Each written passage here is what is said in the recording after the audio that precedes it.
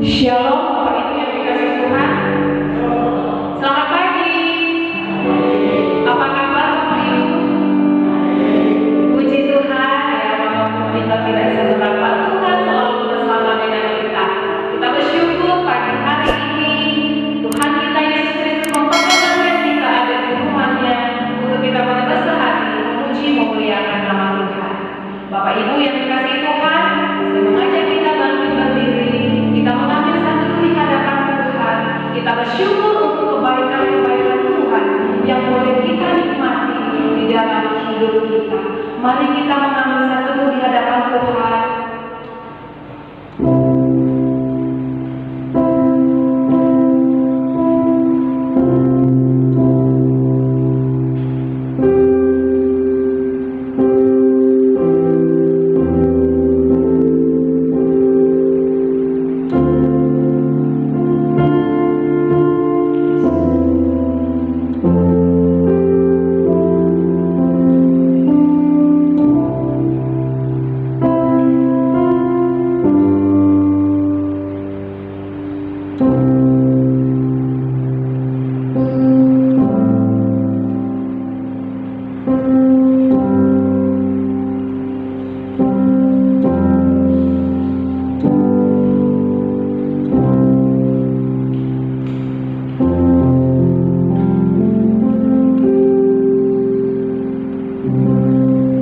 Ibadah kita pada pagi hari ini kita mulai di dalam nama Allah Bapa, Allah Putra dan Allah Roh Kudus. Mari Bapak Ibu kita mengingat akan kasih Tuhan yang ajaib atas hidup kita, yang memilih kita, yang memanggil kita dan menjadikan kita anak-anak Allah. Mari kita menaikkan pujian PPK 30. Oh kasih-Mu ajaib indah.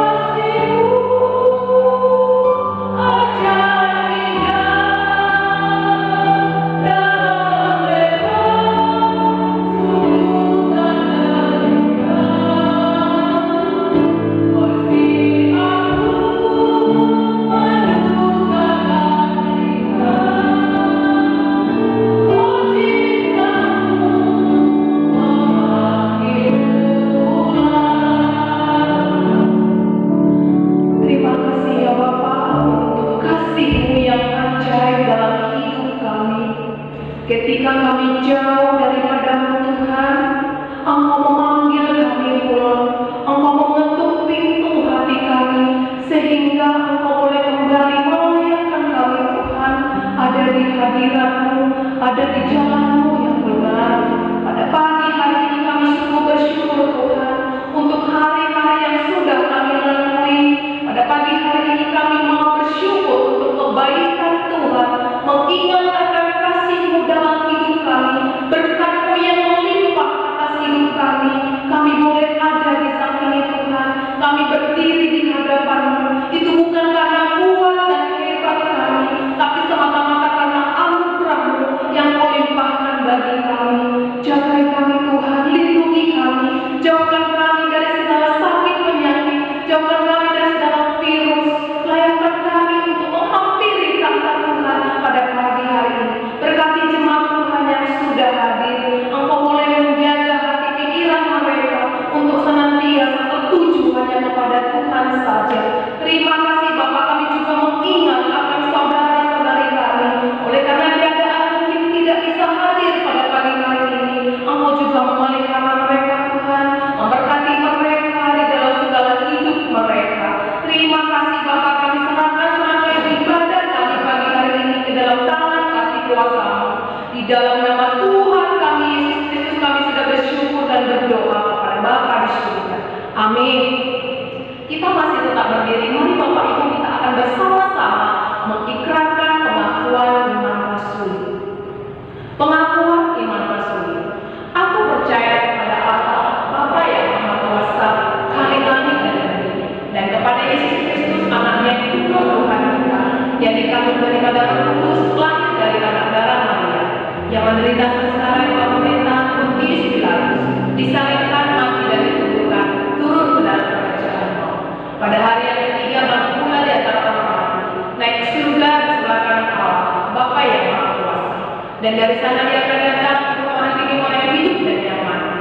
Aku percaya kepada Roh Kudus, gereja yang kudus dan am, persekutuan orang kudus, pengampunan dosa, kebangkitan daging, dan hidup yang kekal.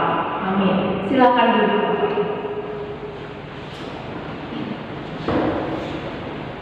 Mari Bapak Ibu kita kembali memuji Tuhan. Kita hidup di dalam Roh Kudus. Kita mau dipimpin oleh Roh Kudus terus menerus di dalam segala hidup kita, sehingga kita senantiasa memuliakan nama-Nya. Penuhilah dialog hari ini.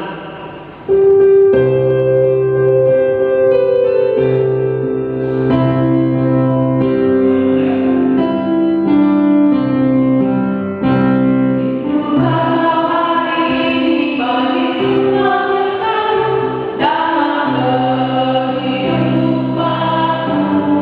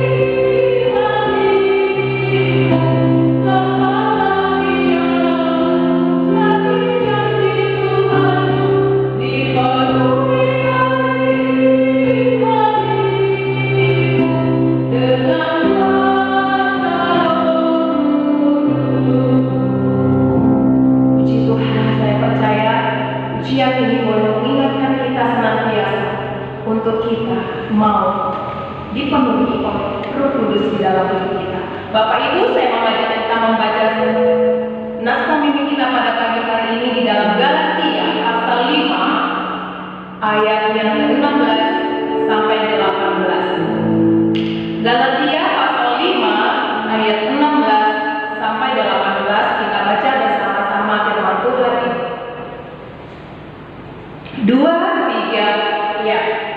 Maksudku ialah, hiduplah oleh Roh, maka kamu tidak akan menuruti keinginan daging. Sebab keinginan daging berlawanan dengan keinginan Roh, dan keinginan Roh berlawanan dengan keinginan daging. Karena keduanya bertentangan, sehingga kamu setiap kali tidak melakukan apa yang kamu kehendaki. Akan tetapi, jikalau kamu memberi dirimu dipimpin oleh Roh, maka kamu tidak hidup di bawah hukum Taurat. Kiranya firman Tuhan yang kita baca ini mengingatkan kita bahwa kita bisa melakukan segala sesuatu karena Tuhan yang hidup di dalam hidup kita. Dia yang melakukan untuk kita. Ketika kita mau menaruh percaya kita kepada Tuhan, maka hidup kita bukan milik kita lagi, tetapi menjadi miliknya Tuhan yang dikuasai dan dipimpin oleh Tuhan. Mari kita siapkan hati kita untuk menerima kebenaran firman Tuhan pada pagi hari ini. Kita mau menyediakan hati kita, membuka telinga kita, menyediakan merendahkan hati kita untuk kita boleh kebenaran firman Tuhan yang akan disampaikan oleh guru Injil dan Imam. Sebelumnya kita menaikkan pujian Yesus yang kupilih. Oh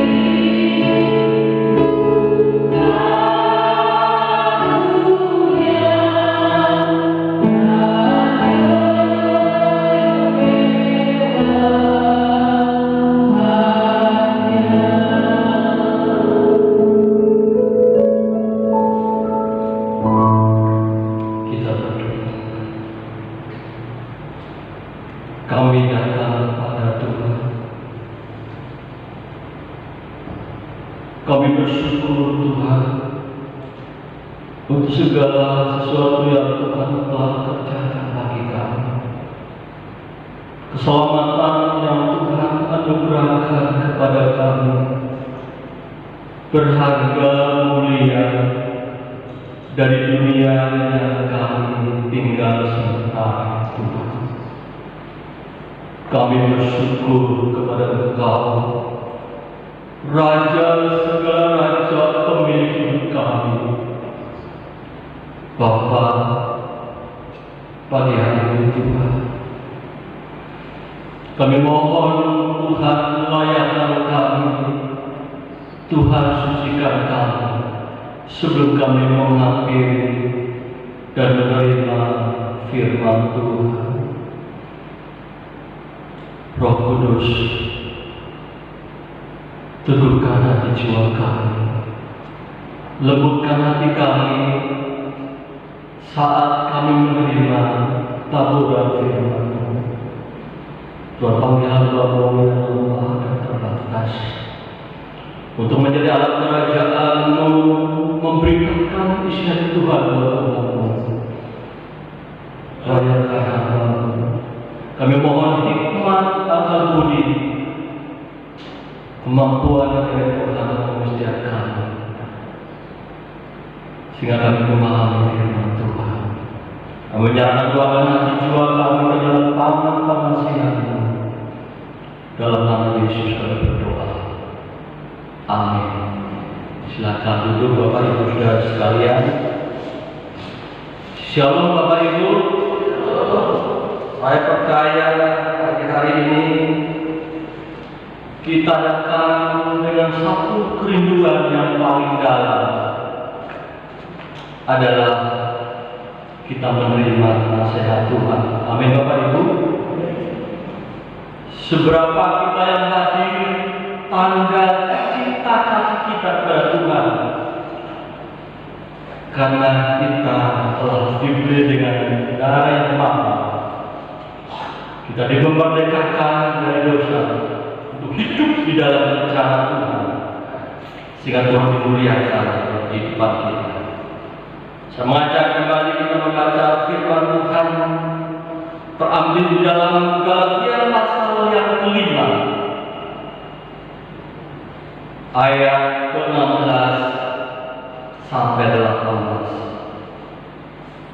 Namun Bapak Ibu bisa membaca bagian keseluruhan dari pasal 5 ayat 1 sampai 26 di rumah masing-masing, sehingga kita mengetahui apa maksud Tuhan bagi kita.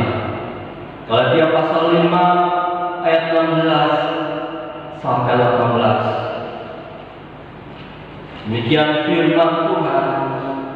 Hidup menurut daging atau roh. Maksudku ialah hiduplah oleh roh, maka kamu tidak akan menuruti keinginan daging. Sebab keinginan daging berlawanan dengan keinginan roh, dan keinginan roh berlawanan dengan keinginan daging. Karena keduanya bertentangan, sehingga kamu setiap kali tidak melakukan apa yang kamu kehendaki. Akan tetapi jika kamu memilih dirimu dipimpin oleh roh, maka kamu tidak hidup di bawah hukum Taurat. Demikian pembacaan firman Tuhan.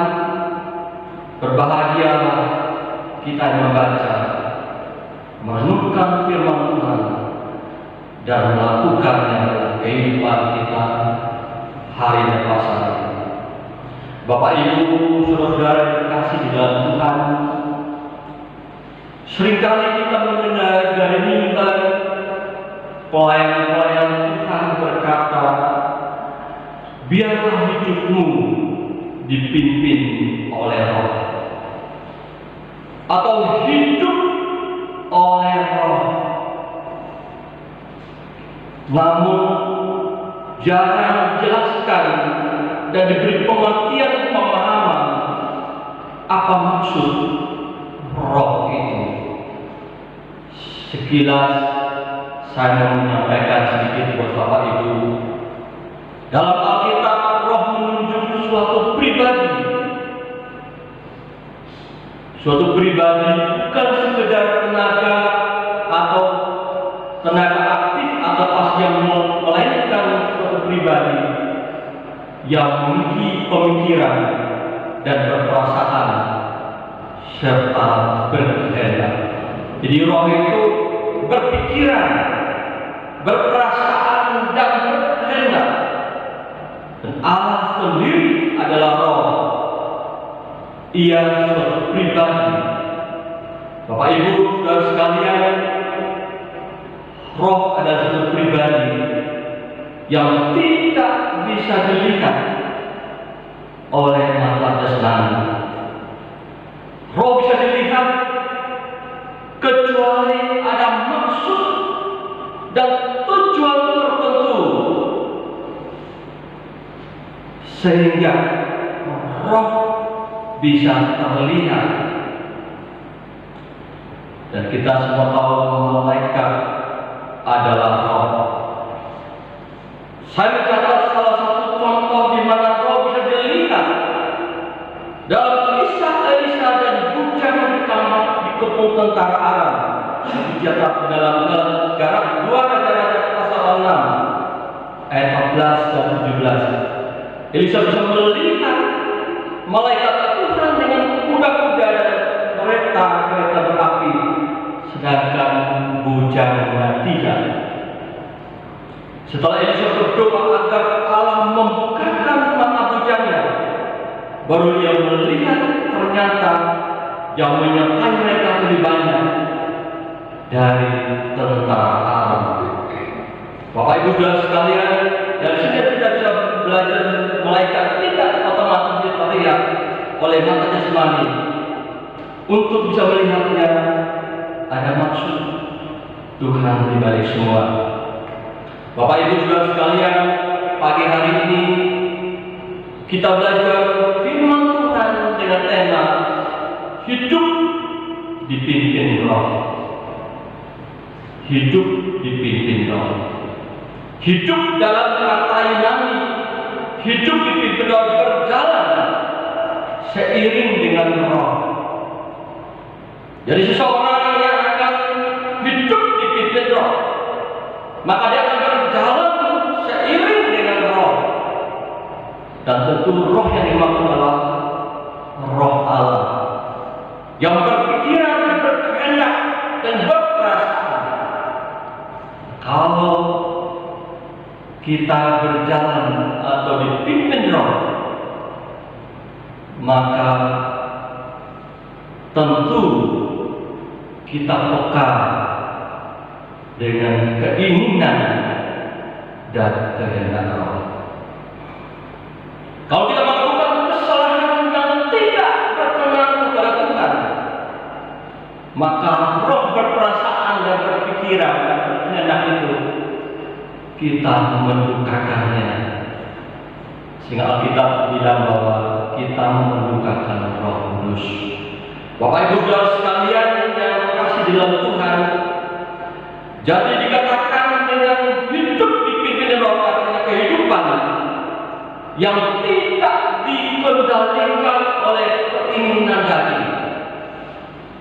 Saya ulangi kalimat saya, seorang yang berjalan di dalam pimpinan roh, seorang itu tidak akan dikuasai dan berjalan dalam keinginan daging. Bapak Ibu saudara sekalian, bagian yang kita baca adalah surat Paulus kepada jemaat Galatia. Orang-orang percaya Galatia adalah Kristen keturunan Yahudi yang telah dipanggil merdeka dan hidupnya menjadi milik Kristus. Tetapi dalam perjalanan iman mereka salah memahami maksud dan panggilan untuk hidup sebagai orang merdeka yang tidak lagi hidup di dalam dosa dan keinginan daging, dan mengikuti petunjuk-petunjuk hukum Taurat, tetapi mereka menyalahgunakan panggilan dan kemerdekaan itu dengan salah memahaminya, sehingga mereka hidup dalam kebebasan yang tidak sesuai dengan kehendak Tuhan atau kehendak Roh.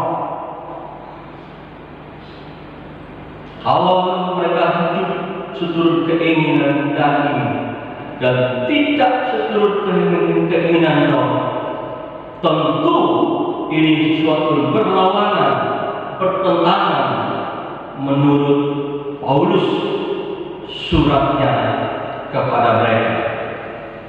Bapak Ibu saudara yang terkasih dalam Tuhan, orang Kristen Galatia seharusnya tidak lagi menuruti tradisi hukum atau tuntutan hukum Taurat. Nah, sebaliknya orang-orang bangsa-bangsa yang lain bukan orang Yahudi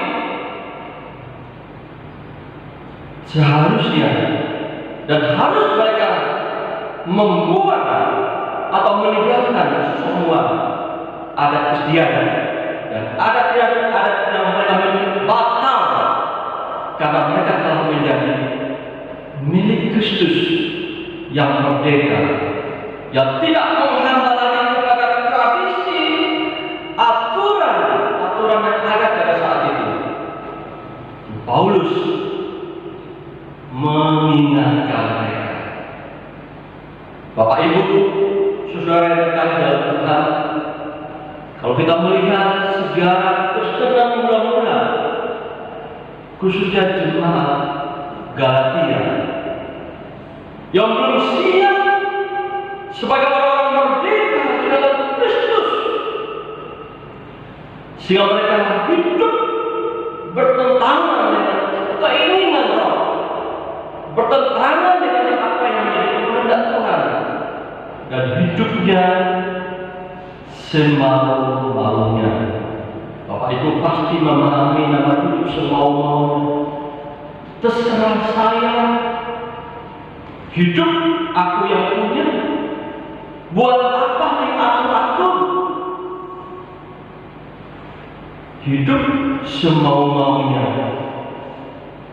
Kalau orang hidup semau-maunya, maka dia sulit akan menerima yang disebut dengan didikan dan nasihat. Tentu didikan dan nasihat saya maksud adalah didikan Tuhan, Injil kabar baik yang mereka terima, yang seharusnya mereka hidup di dalam Injil itu dan menjadi pelaku Injil, hidup sepadan dengan pikiran dan perasaan Kristus, karena Kristus telah memerdekakan mereka. Mereka harus hidup seturut dengan kehendak Tuhan. Bapak Ibu saudara yang terkasih dalam Tuhan, jemaat Galatia hidup semau-maunya karena salah memahami kemerdekaan, salah memahami pengertian Kristen, karena Kristus memerdekakan mereka dan mereka menjadi pengikut Kristus. Oleh karena itu di bagian-bagian sebelum mereka hidup semau-maunya, maka yang ada adalah perselisihan, pertentangan. Di bagian pasal 5 ayat 15, di mana mereka saling mengungkit, saling menelan, saling membinasakan. Nah, ini adalah cara hidup yang tidak dipimpin oleh Roh, dan Paulus menasihati mereka. Bapak Ibu saudara yang terkasih dalam Tuhan, Tuhan menghendaki supaya cara hidup jemaat Galatia berbeda dengan cara hidup dari bangsa-bangsa yang belum mengenal Tuhan di sekitar mereka. Cara hidup mereka mesti berbeda. Tapi ternyata yang Kristen pun tidak ada beda. Mereka mesti menjadi Kristen keturunan Yahudi yang menjadi contoh yang baik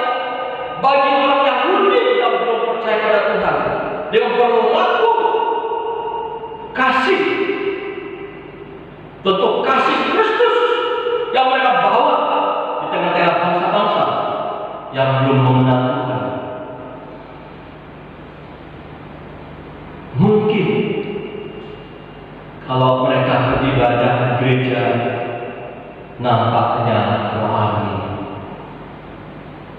Bapak Ibu paham nampaknya rohani? Rohani itu berlaku baik banget. Tetapi setelah mereka keluar dari gereja, jemaat Galatia menjadi rohani, tidak seperti yang Tuhan inginkan dalam hidup mereka, sesuai dengan panggilan orang-orang yang merdeka. Bapak Ibu, saudara yang terkasih dalam Tuhan, oleh karena itu Paulus memberikan daftar cara hidup mereka yang menurut daging. Percabulan, kecemaran, nafsu dan penyempurnaan, sihir, perselisihan, perseteruan, hal iri hati, amarah, kepentingan diri sendiri, percederaan, pemecah, kedengkian, kestakoran dan lain sebagainya.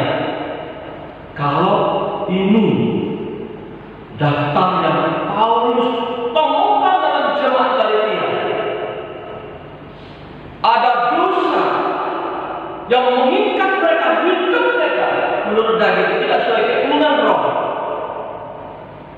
Paulus minta supaya mereka berubah. Bapak Ibu, saudara yang terkasih dalam Tuhan, dari gambaran yang saya sampaikan, kita bisa mencerminkan diri, kita bisa melihat diri kita masing-masing. Apakah saya sudah hidup dipimpin roh? Adakah daftar kecemaran, daftar dosa, daftar kedagingan, hawa nafsu, percabulan, kecemaran karena penyembah berhala, itu ada pada diri saya? Kalau kita sakit, kita lebih cepat ke Tuhan atau ke dukun? Itu berhala. Adakah kehidupan kita yang menyimpan kepahitan, kebencian, amarah yang berkepanjangan? Dan itu tanda-tanda orang yang belum di bawah pimpinan tuntunan roh, belum berjalan seiring dengan tuntunan roh. Tentu ini menyakitkan bagi kita kalau ingin beralih kepada dunia Tuhan.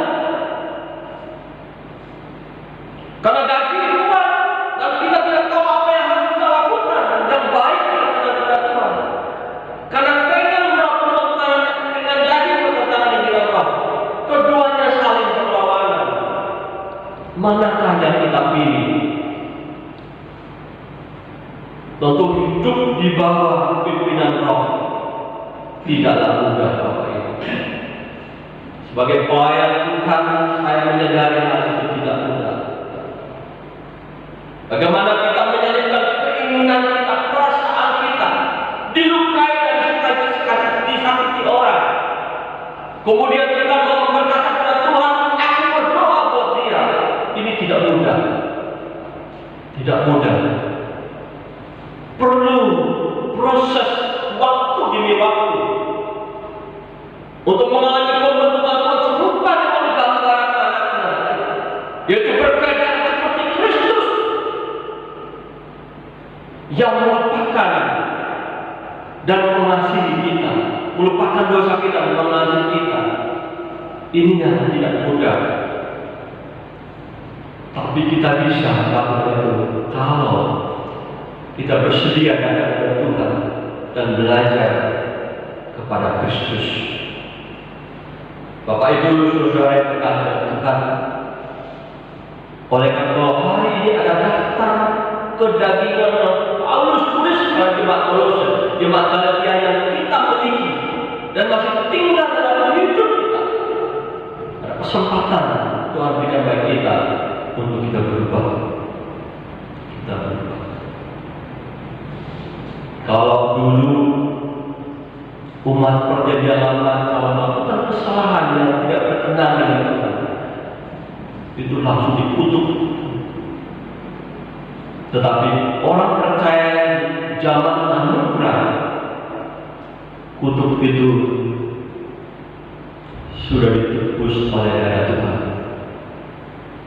Tuhan yang menunggu kurban hidup sejauh mana hidup berbeda Tuhan sampai keadaan kita pulih bersama Tuhan memanggil kita berkeadaan seperti yang Tuhan menginginkan hidup kita, yaitu berkenan kepada Tuhan. Dan kalau kita menjadi kutuk, kalau kita menolak Tuhan Yesus, itu kutuk. Kita yang percaya telah dibebaskan, telah dibebaskan Tuhan mengundang supaya kita berjalan di dalam pimpinan kuasa Roh Kudus, pimpinan kuasa Roh Kudus, sehingga kehidupan kita menghasilkan buah-buah roh. Kasih, sukacita, damai sejahtera, kebaikan, kemurahan, penguasaan ini. Itu Paulus memberitahu pada jemaat Galatia, mesti hidup kalian yang telah dimerdekakan seperti itu.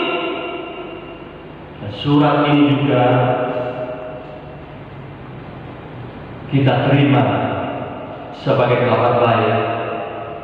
Karena kita menjadi orang percaya Tuhan, kita juga Tuhan minta supaya hidup seperti yang Tuhan kehendaki. Bapak Ibu, saudara yang kasih Tuhan,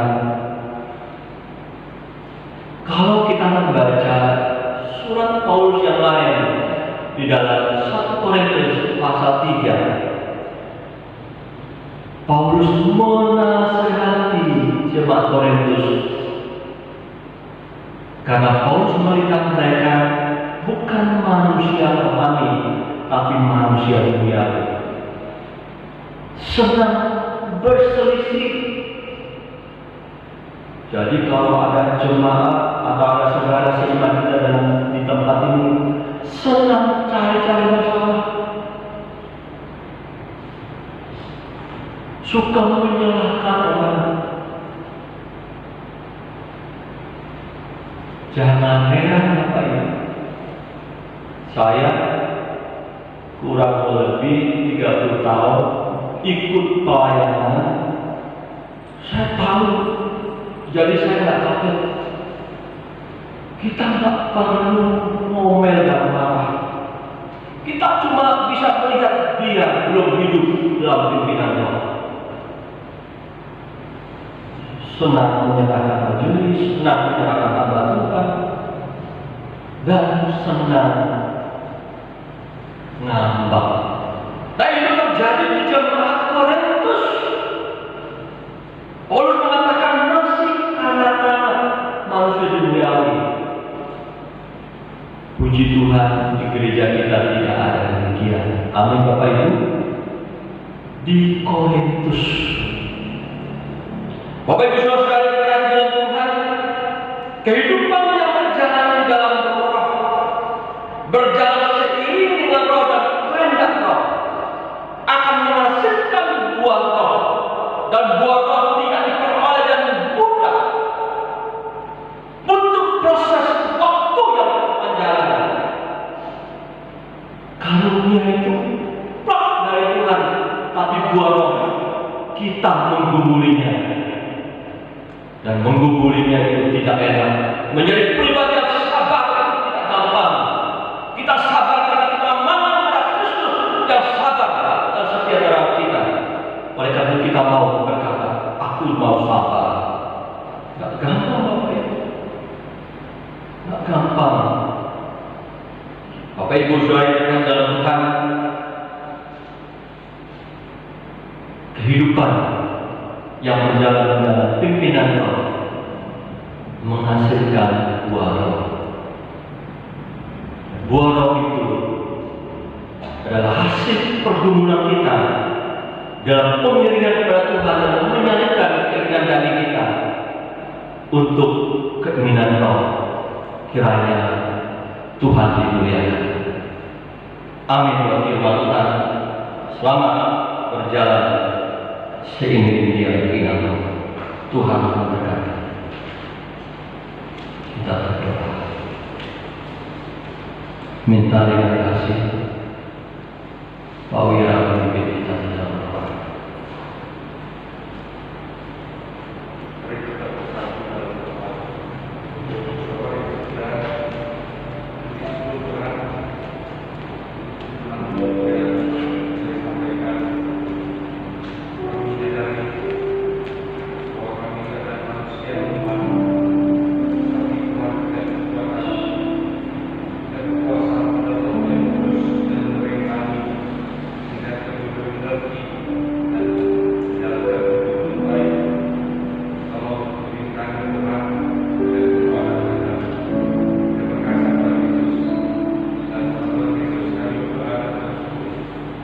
Amin. Saya mengajak jemaat mengambil sikap berdiri. Kita akan mengakhiri ibadah kita siang hari ini. Kita naikkan pujian doksologi.